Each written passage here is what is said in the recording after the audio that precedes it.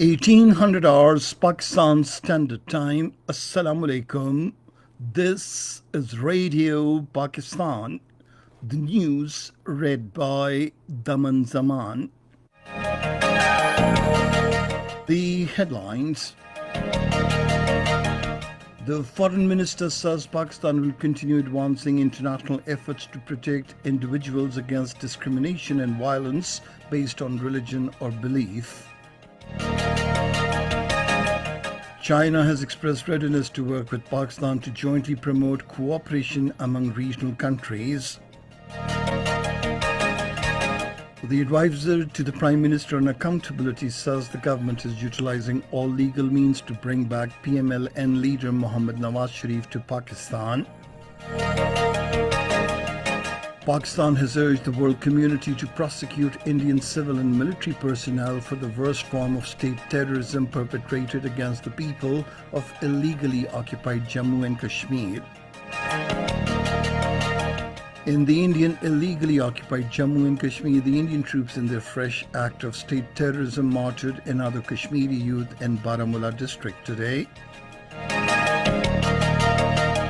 At the United Nations Security Council, 13 out of 15 members have opposed the American bid to reimpose international sanctions on Iran. And now the news in detail.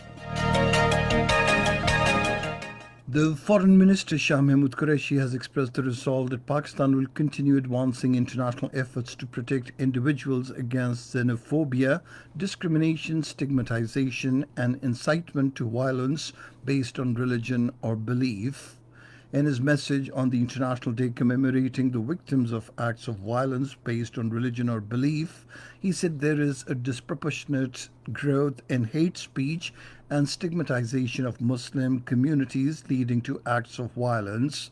Shah Mahmood Qureshi said, in our own region, the Bharatiya Janata Party, Rashtriya Savayam Sevak Sangh regime in India, inspired by the extremist Hindutva ideology, has embarked upon a sinister design to cleanse India of the vestiges of its Islamic heritage and make Muslims a second-class citizen and even non-citizens.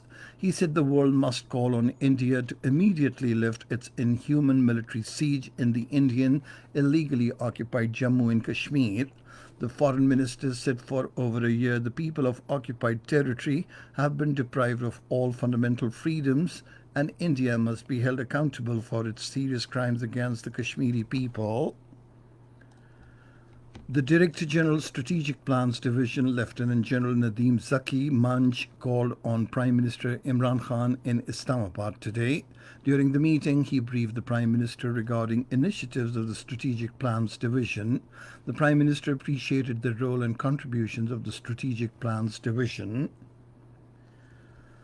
The Minister for Science and Technology, Chaudhry Fawad Hussain, has said the government is working hard to provide relief to the people and improve their living standard.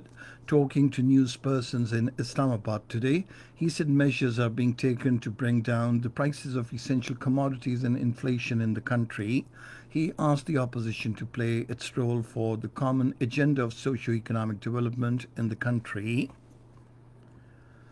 The Railways Minister Sheikh Rashid Ahmed has said train service will be restored fully after receiving refurbished passenger coaches from the workshops. Addressing a news conference in Lahore today, he also announced computerized online booking on freight trains in order to increase the income.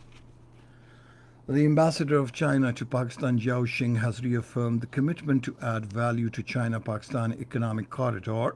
This he stated while talking to the chairman CPAC authority, Asim Salim Bajwa, in Islamabad today.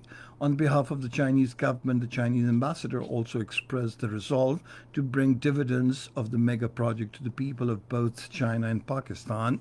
He also expressed gratitude of the Chinese government to Pakistan government for an accelerated momentum and greater focus on CPAC. The advisor to the Prime Minister on accountability, Shahzad Akbar, has said The government is utilizing all legal sources to bring back Pakistan Muslim League Nawaz leader Mohammad Nawaz Sharif. Talking to newsmen in Lahore today, he said Mohammad Nawaz Sharif was given conditional permission by the Lahore High Court to proceed abroad for 4 weeks for his treatment. He said the Lahore High Court had directed Mohammad Nawaz Sharif to submit a written undertaking about his travel abroad and return. Mirza Shahzad Akbar said the Interior Ministry had directed Nawaz Sharif to return to Pakistan on the 27th of February this year. He said Nawaz Sharif has not given the government any proof about his treatment in the United Kingdom. The Flood Forecasting Division Lahore has said under the influence of the prevailing weather system, medium to high flood in River Chenab at Marala is expected due to likely flood water releases from Salal Dam by India in the next 24 hours. Similarly, low to medium flood is also likely in River Chenab, in Khan Ki Kadirabad Reach and in the hill torrents of Dera Ghazi Khan Division. According to daily FFC report, there is no river in flood situation in the country. The number of patients recovered from COVID-19 in Pakistan has reached 275,317, making it a significant count. According to the latest statistics, there are now only 10,626 active cases in the country. During the last 24 hours, 586 new coronavirus cases and 10 deaths were reported in the country. This is Radio Pakistan.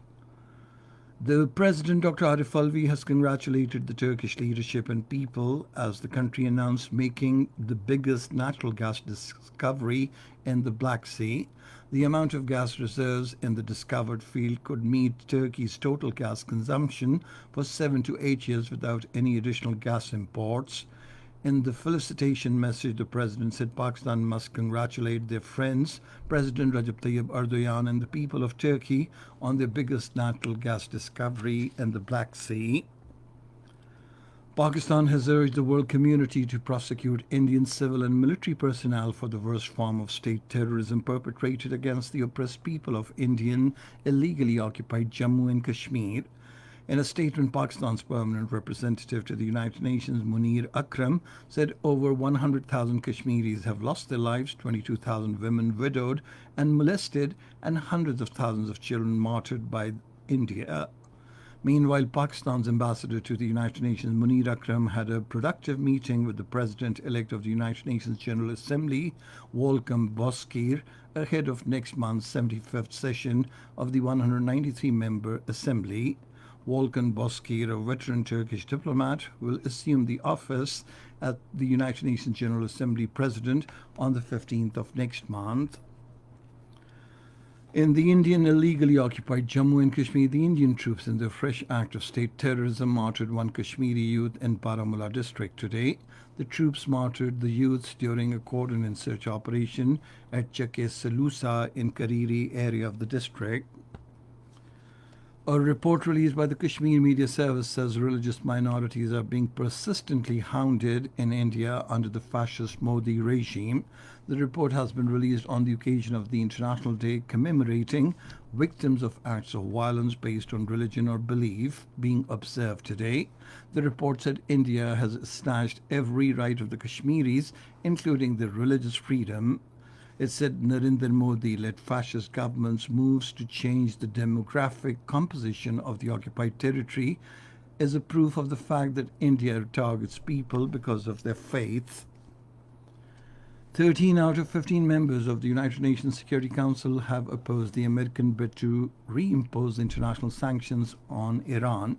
These council members issued letters of opposition in the 24 hours since the American Secretary of State Mike Pompeo came to the United Nations New York headquarters to declare Iran in non-compliance with the 2015 nuclear deal.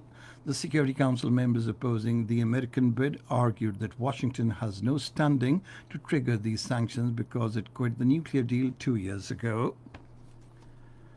Israeli tanks shelled Hamas's position in Gaza. Today, security sources in Gaza said the tank fire targeted Hamas's observation posts east of Rafah and east of Khan Yunis, but it caused no casualties.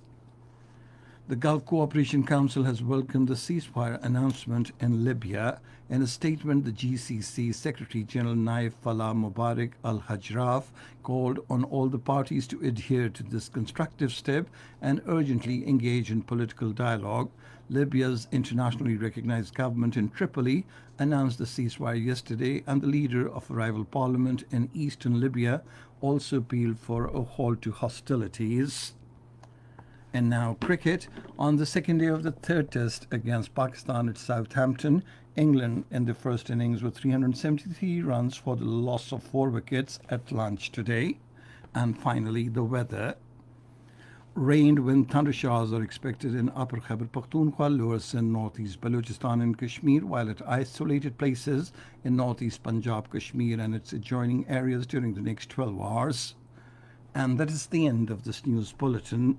For more news and analyses, log on to our website, radio.gov.pk, and you can also watch the live video streaming of our bulletins on the link, facebook.com/Radio Pakistan News Official.